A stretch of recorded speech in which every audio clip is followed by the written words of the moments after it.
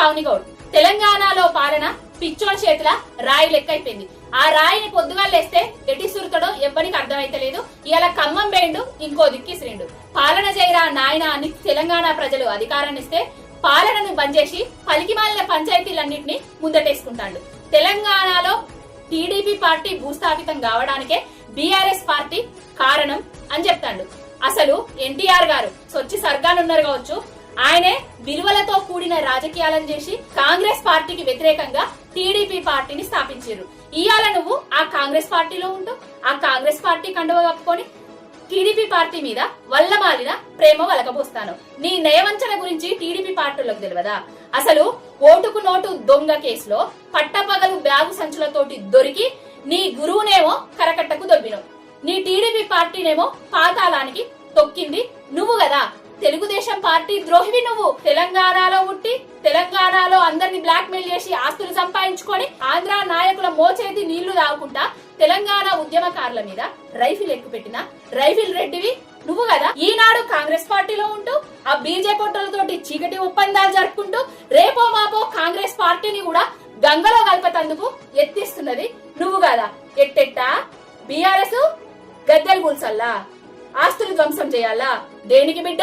BRS గద్దెలు చేయబట్టే తెలంగాణ వచ్చింది. BRS గద్దెల ఆ పింక్ కలరు తాకి చూడు, టచ్ చేసి చూడు. ఏమనుకుంటున్నావు అసలు?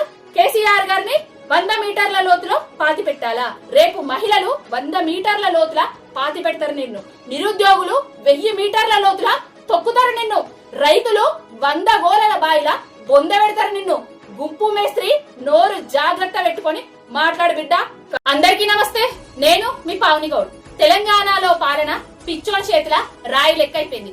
ఆ రాయిని పొద్దుగాలేస్తే ఎటి సురుతాడో ఎవ్వరికి అర్థమైతలేదు. ఇలా ఖమ్మం వేయండు, ఇంకో దిక్కిసిరిండు. పాలన చేయరా నాయన అని తెలంగాణ ప్రజలు అధికారాన్ని ఇస్తే పాలనను బంద్ చేసి పలికిమాలిన పంచాయతీలన్నింటినీ ముందటేసుకుంటాడు. తెలంగాణలో టీడీపీ పార్టీ భూస్థాపితం కావడానికే బీఆర్ఎస్ పార్టీ కారణం అని చెప్తాడు. అసలు ఎన్టీఆర్ గారు సొచ్చి సర్గానున్నారు కావచ్చు, ఆయనే విలువలతో కూడిన రాజకీయాలను చేసి కాంగ్రెస్ పార్టీకి వ్యతిరేకంగా టీడీపీ పార్టీని స్థాపించారు. ఇవాళ నువ్వు ఆ కాంగ్రెస్ పార్టీలో ఉంటూ ఆ కాంగ్రెస్ పార్టీ కండువ కప్పుకొని టీడీపీ పార్టీ మీద వల్లమాలిన ప్రేమ వలకబోస్తాను. నీ నయవంచన గురించి టీడీపీ పార్టీలకు తెలియదా? అసలు ఓటుకు నోటు దొంగ కేసులో పట్టపగలు బ్యాగు సంచులతోటి దొరికి నీ గురువునేమో కరకట్టకు దొబ్బినవు. నీ టీడీపీ పార్టీనేమో పాతాళానికి తొక్కింది నువ్వు కదా. తెలుగుదేశం పార్టీ ద్రోహివి నువ్వు. తెలంగాణలో ఉట్టి తెలంగాణలో అందరిని బ్లాక్ మెయిల్ చేసి ఆస్తులు సంపాదించుకొని ఆంధ్ర నాయకుల మోచేతి నీళ్లు తాగుకుంటా తెలంగాణ ఉద్యమకారుల మీద రైఫిల్ ఎక్కుపెట్టిన రైఫిల్ రెడ్డివి నువ్వు కదా. ఈనాడు కాంగ్రెస్ పార్టీలో ఉంటూ ఆ బీజేపీ చీకటి ఒప్పందాలు జరుపుకుంటూ రేపో మాపో కాంగ్రెస్ పార్టీని కూడా గంగలో కలపతందుకు ఎత్తిస్తున్నది నువ్వు కదా. ఎట్టెట్టా బీఆర్ఎస్ గద్దెలు కూల్సల్లా, ఆస్తులు ధ్వంసం చేయాలా? దేనికి బిడ్డ? బీఆర్ఎస్ గద్దెలు చేయబట్టే తెలంగాణ వచ్చింది. బీఆర్ఎస్ గద్దెల ఆ పింక్ కలరు తాకి చూడు, టచ్ చేసి చూడు. ఏమనుకుంటున్నావు అసలు?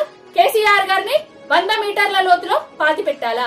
రేపు మహిళలు 100 మీటర్ల లోతుల పాతి పెడతారు నిన్ను. నిరుద్యోగులు 1000 మీటర్ల లోతుల తొక్కుతారు నిన్ను.